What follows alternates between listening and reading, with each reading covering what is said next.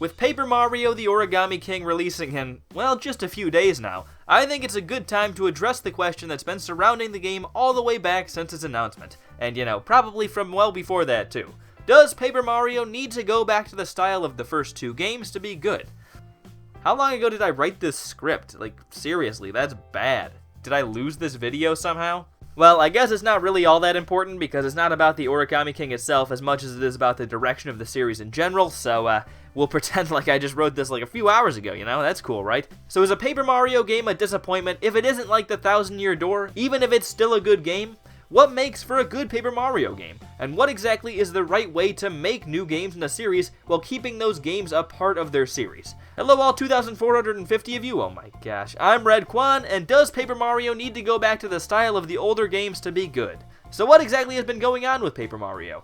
Well, people loved the first two games, then Super Paper Mario came along and totally changed up the gameplay, and fans were pretty split. Some really liked it because it was different and still had a wild story, but there was also the group of people who didn't like the break from the more traditional style from the first two games.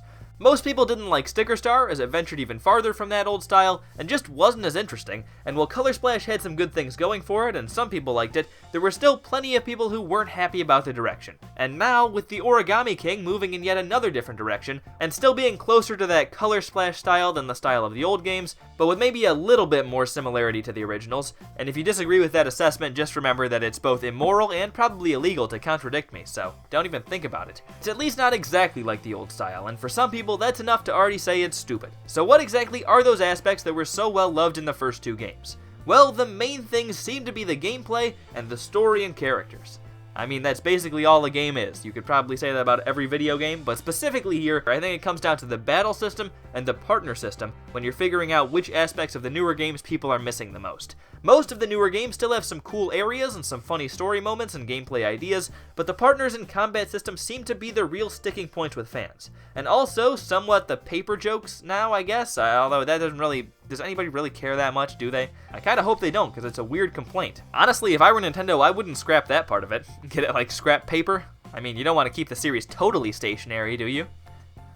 Oh my gosh, I'm a part of the problem. But what exactly makes the battle system and partners so good? Well, I think the battle system was so well loved because it was both simple and fast, but also deep enough and challenging enough where you had to actually think strategically about what you did. There was also some good customization with what you wanted to do. As for partners, they allowed for some interesting puzzle mechanics, as well as some more customization with how you wanted to approach the game. And of course, they added a lot to the story, and allowed you to have some funny companions on the way. And I like that you could kind of choose which partners you wanted to spend more time with, which became more like your friends, and then there were just the ones tagging along with you that you didn't like very much. And being able to choose any of the partners to play through a certain point made it feel a lot more like you were controlling the experience, and that you were the Mario. You could choose the characters who you thought were cool and hear what they had to say, and then keep the ones you hated locked away until you had to bring them out to blow really hard. I'm not talking about anyone in particular, just as an example. These were both good aspects of the older games, but do they really need to exist, at least in the old form, in a new Paper Mario game, to still get that same feeling out of it? At this point, it seems to me like there's not much of a chance that Nintendo reverts back to the older style, at least fully. If they were going to go back, this would have been the game to do it with. People have been dying for that kind of return for well over a decade, and after the backlash and poor sales of Color Splash, and with plenty of time to figure out what to do next for this game, this was their chance to go back, and it seems like, at least for the most part, they didn't. Partners might be back a little bit, and the battle system is a little bit closer to what we saw in the older games. Stuff isn't as disposable, at least. Except not really, because it's all about this ring. And I think if this game didn't try to go back in almost any way, there probably won't be that return to the older style for Paper Mario games. Nintendo likes to try new things with their series. And actually, if you look back at some of the old reviews for Paper Mario The Thousand Year Door, there were people saying it was too similar to the original. That's not how people see it now, with those being the only two games like it, and both being very good, but with a few exceptions, Nintendo usually likes to take their series in new directions. And luckily, I don't think Paper Mario needs to go all the way back to still satisfy those older fans.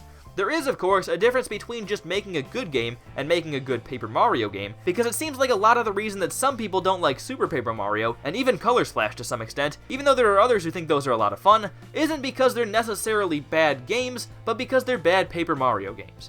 People don't just want a game that's good, they want a game that's good and that feels like Paper Mario, and without partners and without that old battle system, The newer games haven't done that for a lot of people. You could also say the newer games just have some flaws in them, and that's probably true, but I don't think that's the main issue. The nice thing is, though, that I don't think that either of those two things players are most missing are too hard to replicate, and I don't think Nintendo needs to make it exactly the same to have the same effect. As far as the battle system goes, I don't think the old system itself was all that much different from most turn-based games, with the exception that you had the action commands to affect the attacks. The problem with the newer games, I think, is that the system feels too slow, and they don't like using disposable items for attacks. Both of those problems seem pretty fixable though, and I think there are actually plenty of ways to have a fairly simple and fast system that still requires some strategy. Maybe fans would still prefer the older style, but I think as long as the new one is quick and snappy and it has a good strategy element, it can work just fine and still feel like Paper Mario. There should be strategy of some sort, but I don't even think it has to be RPG-like, as long as it isn't slow and cumbersome. And as long as it somehow achieves that feel that the older games got. And as for partners, in the later Paper Mario games, Mario still has some sort of companion character that has some funny lines, although they're not always right there like in the old games. I think the main differences are that without multiple characters, you don't get as much choice in who follows you around, and there isn't the opportunity for a bunch of different backstories. And also, they just aren't always there, so they don't feel like they're really a partner so much as a tag-along source of one-liners. But I don't think the only fix to that problem is to go back to traditional partners.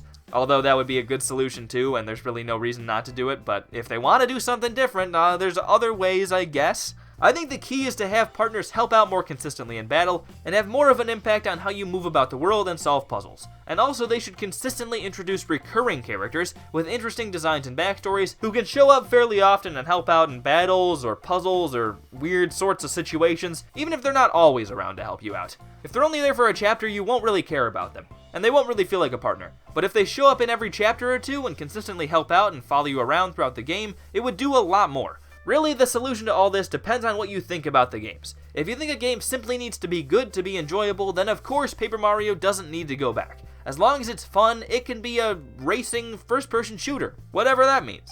As long as it's fun, what does it matter? But if you think a game from a certain series still needs to maintain certain aspects from that series, especially if there aren't many games like it, then Paper Mario should be as true to the original style as possible. Personally, I think it's somewhere in the middle. Yes, as long as the game is good, it's worth playing, but if there's a certain series that's different from pretty much anything else, it can be disappointing when an entry in that series doesn't feel like the series at all. There aren't many games like Paper Mario, and even if a game in the Paper Mario series is good, if it's not like those older games, it can still feel like you're missing out on one of those few experiences. The goal is to still make it feel like that type of experience, without sacrificing the game's own unique aspects or how fun this new game can be.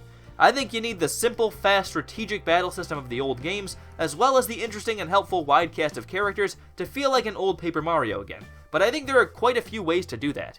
Nintendo can find a way to keep changing up the series and trying new things with it, while still maintaining the feel of those older games, and the aspects the fans like so much about the first two entries. There are some parts of the current direction of the series that fans of the older games aren't satisfied with, and that's understandable, but I think Paper Mario can definitely find a way to balance those wishes with what Nintendo seems to want to do with it. And someday, just maybe, we'll get Super Paper Mario the 1000-Year Door 2, The Door Strikes Back, and we're gonna save all the polar bears, and they're gonna invent a food that tastes good and isn't terrible for you, and everyone will live happily ever after. I'm just messing with you, that's never gonna happen. Oh snap, you just got quanned. Well, I'm Redkwan. Do you think Paper Mario needs to return to the style of the older games to be good, or do you think it just needs to be good to be good? What aspects of the older games do you think should return? Did I spoil Paper Mario the Origami King for you by playing this early game footage in the background and not saying anything about it? I sure hope not, but probably. I'm not very good at this, if you hadn't noticed. Anyways, I'm Redkwan, thank you all for watching, and I'll hopefully see you all later. Goodbye.